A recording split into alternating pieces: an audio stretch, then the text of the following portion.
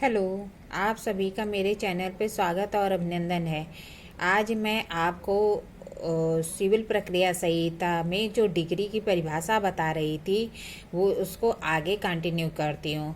क्योंकि अभी मेरा स्टार्टिंग है, इस वजह से मैं बड़ी वीडियो नहीं डाल सकती, इसलिए मैं थोड़ा थोड़ा करके आपको थोड़े थोड़े भाग करके वीडियो लोड करूँगी, जिसको आप कंटिन्यू देख कर समझ सकते हैं कि क्या है। तो सबसे अभी मैं आपको बता रही थी कि जब धारा 2(2) देखते हैं तो उसमें ये बताया गया है कि डिग्री के अंतर्गत क्या शामिल है और क्या नहीं शामिल है।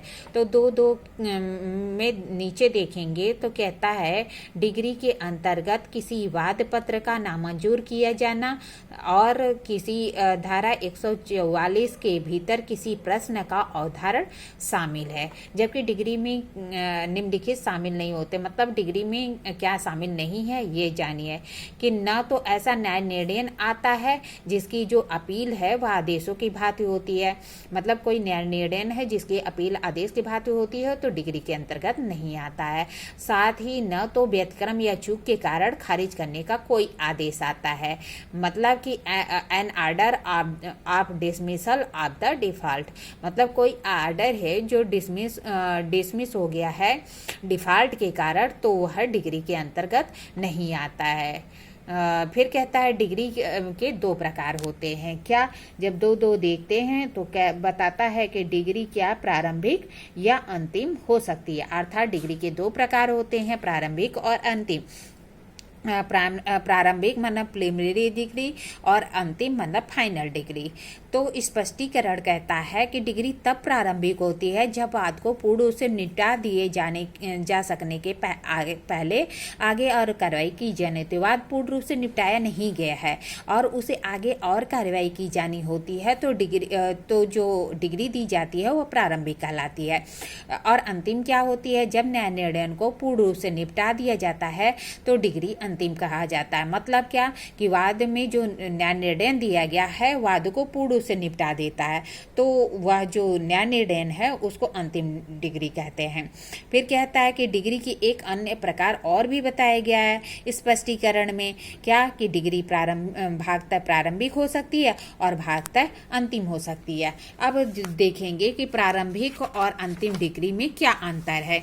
तो प्रारंभिक डिग्री पारित होने के पश्चात आगे और कार्यवाही की जानी शेष होती है, जबकि अंतिम डिग्री पारित होने पर वाद को पूर्ण रूप से निपटा देती है, कुछ भी किया जाना शेष नहीं होता है। प्रारंभिक डिग्री न्यायालय के विवेक पर निर्भर करता है, जबकि अंतिम डिग्री जो है प्रारंभिक डिग्री के निर्देशानुसार या अनुरूप होती है। मतलब क्या कि जो प्रारंभिक डिग्री है वह न्यायालय के विवेक पर होता है, जबकि अंतिम जो डिग्री है वह जो प्रारंभिक डिग्री है उस पर उसके निर्देशानुसार या उसके अनुरूप होता है। तीसरा खंड कहता है कि प्रारंभिक डिग्री अंतिम डिग्री पर निर्भर नहीं करती है। अर्थात जो प्रारंभिक डिग्री है वह अंतिम डिग्री पर निर्भर नहीं करती है, जबकि अंतिम डिग्री प्रारंभिक डिग्री पर निर्भर करती है।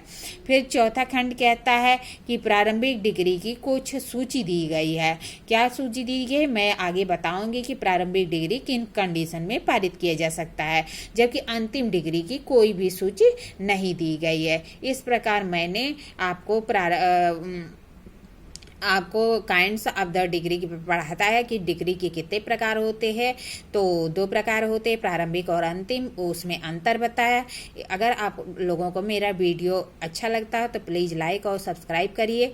आगे मैं आपको किन कंडीशनों में प्रारंभिक डिग्री दी जा सकती है वह बताऊंगी। साथ ही साथ डिग्री और आर्डर को एक्सप्लेन करूंगी, उन दोनों में अंतर बताऊंगी, न्याय निर्णय बताऊंगी और